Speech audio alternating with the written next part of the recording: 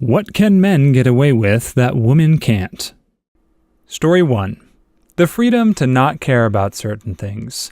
Cleanliness, other people having a good time, with no social repercussions. There have been many things I couldn't do because, as a woman, I was supposed to know better and be the grown-up. The freedom to get to be the immature one sometimes. For example, in the past when my apartment has been a little messy and I have guests over, some people will make comments to me about how I could have cleaned up before they came over. FYI, these are not friends. These are usually older relatives, coworkers, acquaintances, etc. But my now husband, before we moved in and got married, had a pretty messy apartment and no one ever judged him for it. Even now that we've lived together for a while, he'll try to reassure me that no one cares if our house is messy. This is because he doesn't realize that there are people who do, and I will be the person blamed for it. A similar thing happened with planning our wedding. It was assumed, mostly by relatives and older family friends, that the logistics, planning, and organization was all on me. If it was a success, congrats.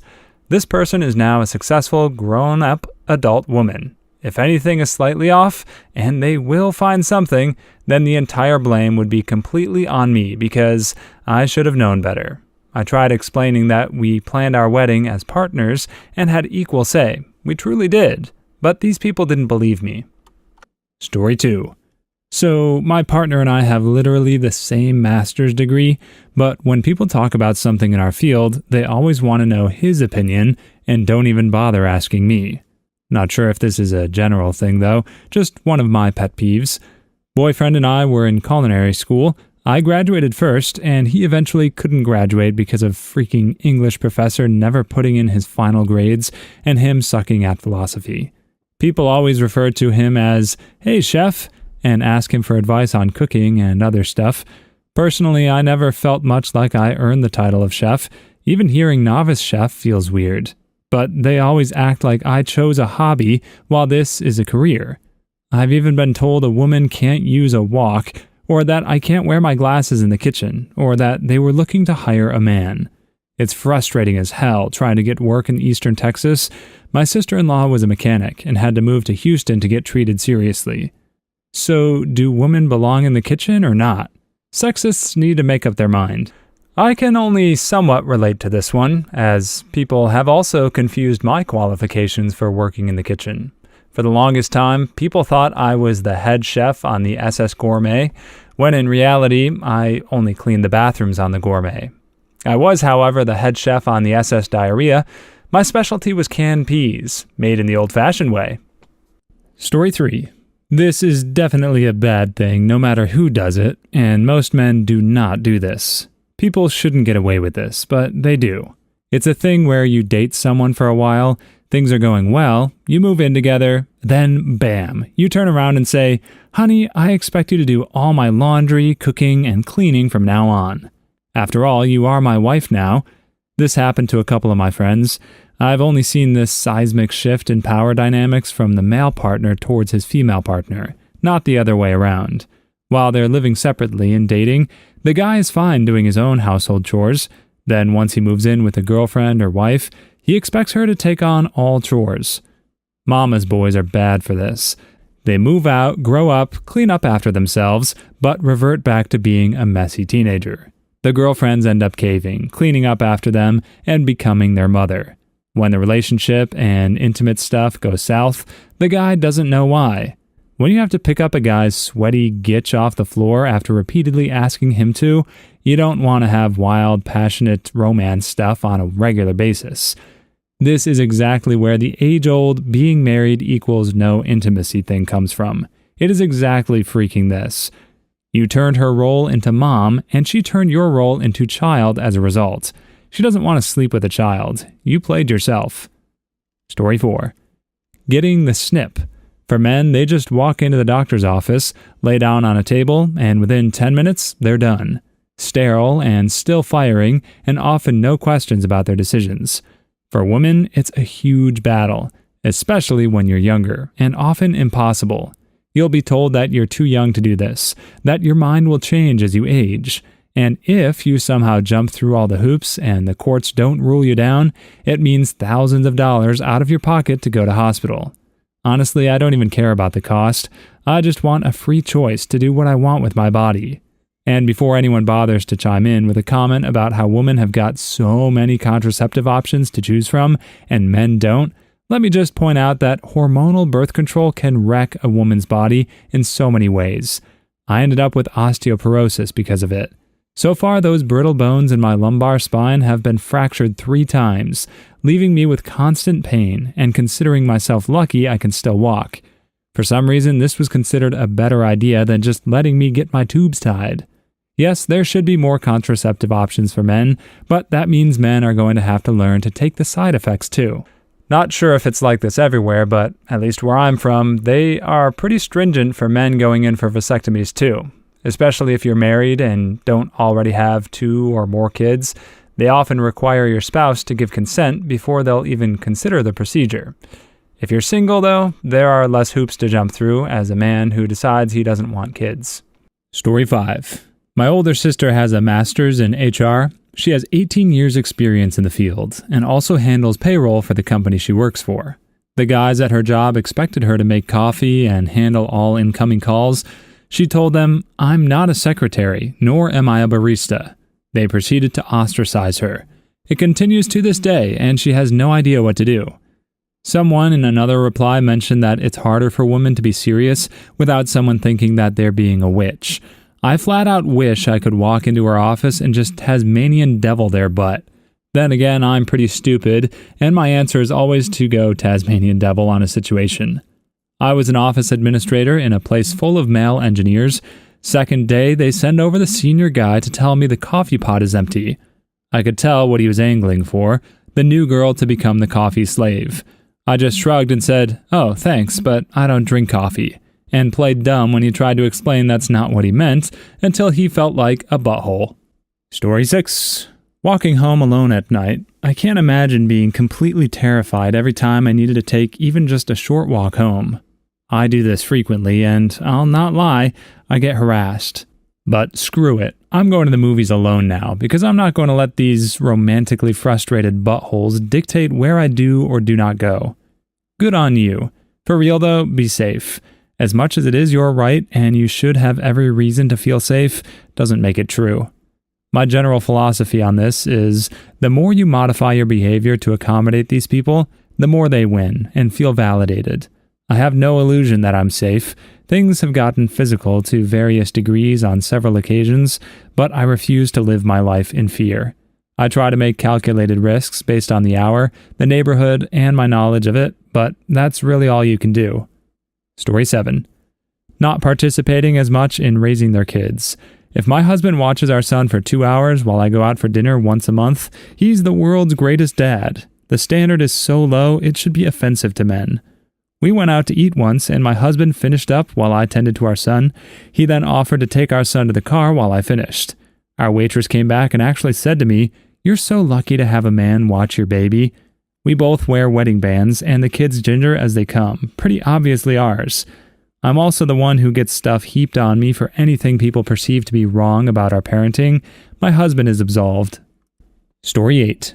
Interrupting, especially in a business environment. When I try to talk, men will start a sentence like they were speaking in silence. Once, I interrupted a male coworker, and the room would have been less hostile if I had red-rummed a toddler instead. I stopped caring about the reception when I realized interrupting is the only way I would ever get a word in. Yup, and I've learned to say, "Hold on," and finish my thought, even though it still makes me incredibly anxious when I do it. Story 9. Dating someone much younger than them, or shorter. I'm a 5'11" male and would have no problem dating a man shorter than me. Guys don't really approach me though. My daughter is 6'1". My advice to her was, if you like someone, ask them out to coffee. It isn't going to be the easiest thing you do, but from my own experience, 6 feet tall, the guys who approached me weren't the kind I wanted to date anyway. At least making the first move, you know he's the kind of guy you want around. I would be ecstatic if a girl asked me out for coffee. Story 10. Posting a mildly controversial opinion without worrying about getting 20 replies saying, "Not all of us," or "Maybe it's just you." It's a bit hilarious comparing the responses here and the ones on the "What can women get away with" thread. Also adding on, look, it applies to both genders, you know? and that's not 100% accurate. See, there was this one time where this happened instead, so I'm calling BS. And I have personally never seen that happen before, so you're making that stuff up. Story 11. I was a stay-at-home dad for 9 years. It always irritated me that people looked at a dad spending time with his kids as a weird thing. I hear you. I'm a house husband and I love it. I've had a whole spectrum of opinions voiced to me, including, wow, you must be bored. Oh no, the job market is tough, eh? That's a bit gay, don't you think? You and your kid's mom split up, did you? Haha, daddy and son's day out. Must sting a bit with your wife being the breadwinner. People really can't understand. I love watching and helping my kids grow up, and I actively enjoy keeping a home. Screw me, right? Story 12. Wearing the same clothes. Guys get to have 5 shirts and 2 pants and their clothes for a month. I work in a studio where I'm the only female. I did a test run wearing the same outfit every day for a week. I quizzed a coworker about it, and he was amazed that he hadn't noticed. Kept it up all winter. Men honestly don't notice clothes unless they're a statement. And even then, my housemate is a proper glittery punk with outrageous costumes, and it registers as outrageous and colorful. But I honestly wouldn't realize if she used the same outfit twice in a row. Story 13. Not being attractive. An unattractive man and an unattractive woman are going to get pretty much the same amount of hit-ons, yeah. But an unattractive woman lives in this weird double category where she simultaneously doesn't exist and is inherently offensive by her very nature. Like she's shirking a duty or something, so the world must shun her. I legitimately think about this all the time now, because one time I saw a photo of Donald Trump, not doctored to make him look good or bad, just talking. And it occurred to me that if a woman looked anywhere close to his level of fat butt, ill-fitting suits, wrinkly double chin, there is no freaking way she would be elected president. Transplant the exact same personality into a woman as comparably ugly as Trump, and she'd have no supporters. It's wild. Story 14. My boyfriend loves going to the pub and chatting with the geezers, all men. Sometimes I wish there was a public room full of tipsy old ladies I could chat to. Find your local bingo hall. Just don't win. Those little old ladies will turn on you in a heartbeat. I won a $1,500 game, and those ladies are savage. Can confirm. My boss, 30 years old, goes to the local grocery store dining area, Hy-Vee for Midwesterners, on Friday mornings, and has breakfast with this group of random old dudes in their late 70s, early 80s. He loves it. Says they have great stories. Story 15. Being calm, direct, and serious in nature. I try to be as professional as possible, but many people think I'm a stuck-up witch because I don't smile excessively and talk a lot. Yeah, there was that study where they had a description of a stoic businessman named Frank and asked people who read the story to describe Frank, and they all said professional and cool. But then when they changed the name to Lisa, people said, oh, she sounds mean and cold. I read about it in the Lean In book. Story 16. Not worrying about appearance. Like, if I'm lazy, I'll roll out of bed in the gym shorts and t-shirt I wore to sleep, grab my keys and wallet, and go right to my car to get shopping done. Most girls I know would be mortified to do that. There's so much pressure to look pretty. I'm fine to go out without makeup and just throw a baseball cap on, but I do have to take a minute to put a bra under my shirt. I just can't bear to walk around with the outline of my nips visible, no matter how unappealing a bra sounds. I'd feel way too objectified without a bra when I want to be under the radar. Story 17. Having extra hair on their body. This reminds me of the time my mom and I were discussing bikini waxes. I want one, but she doesn't understand why I would want to look like a child, and asked me, so if you shave everything, you would think it's okay for your boyfriend to shave everything? Then we had one of the most awkward conversations we've ever had. I had to explain to her that his hair down there was like a fuzzy, prickly mop that just dried up all my juices and ditched me horribly. So he does shave down there for me. She said we must look like toddlers fooling around with each other. I told her this isn't the 70s anymore. Story 18. Haven't seen it, and as a woman, I'm doing it right now and getting stares, but sitting at a bar alone to drink. In the movies, this makes you mysterious. In real life, this makes me appear to be a loser. Lone men drinking in a bar aren't exactly hot shots either. Story 19.